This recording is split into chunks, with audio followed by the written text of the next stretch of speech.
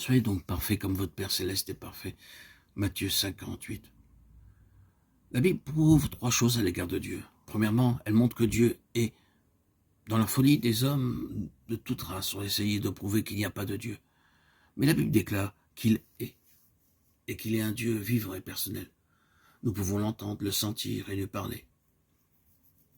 Deuxièmement, la Bible nous montre que Dieu est amour. Troisièmement, elle montre que Dieu vous aime, qui que vous soyez. Même si vous êtes haï et méprisé par vos semblables, cependant, je peux vous dire d'une manière précise, Dieu vous aime.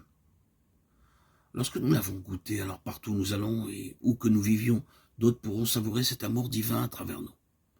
L'amour divin peut couler de nous en tout temps, non pas seulement par notre prédication, mais aussi par nos vies.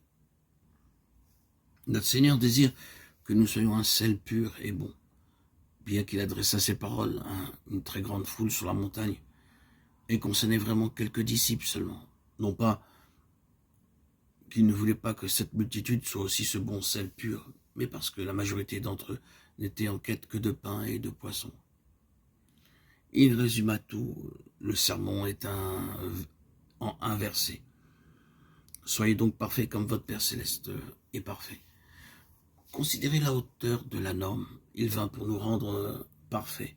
Bien que nous ayons été complètement ruinés et souillés par le péché en nous remettant entre les mains de notre Seigneur, nous deviendrons parfaits sans tache ni ride.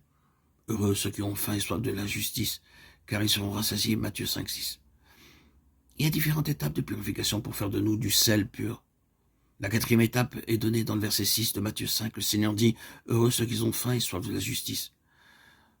Beaucoup de personnes disent chercher Dieu, mais en fait, elles ne le font pas. Elles ne désirent que quelque chose pour elles-mêmes. Pour obtenir une certaine réputation, elles sont prêtes à traverser une très grande souffrance et à supporter un très grand sacrifice. Nous voyons dans Hébreux 5, 12, 13, 14 combien sont nombreux les croyants qui demeurent pendant des années des bébés spirituels. Vous trouverez beaucoup de personnes comme cela. Ce n'est que lorsqu'elles traversent le trouble, la détresse, l'affliction, le chagrin, qu'elles commencent à prier. Beaucoup d'écoliers, de collégiens sont aussi comme cela. Ils ne commencent à prier que pour les examens. « Oh Seigneur, aide-moi à passer.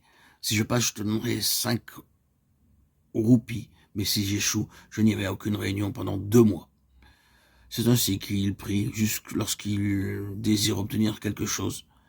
Très peu ont cette aspiration pour la justice. On parle de Dieu ici. Au début de notre vie chrétienne, nous aspirons à beaucoup de choses différentes. Quelques-uns d'entre nous aspirent à voir des signes et des miracles. Je pensais qu'en voyant une lumière divine resplendir dans ma pièce, je serais très béni. Ainsi je priais, Seigneur, envoie la lumière divine dans ma chambre. Je pensais qu'en voyant une sorte de lumière divine, j'aurais plus de puissance. Alors une nuit, pendant que je priais, je vis une faible lumière resplendir dans ma chambre. Je priais de nouveau, Seigneur, rends-la plus brillante.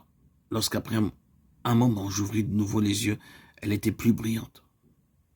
Mais après quelque temps, lorsque j'ouvris la fenêtre, je découvris que la lumière qui pénétrait dans ma chambre était seulement la lumière de la lune.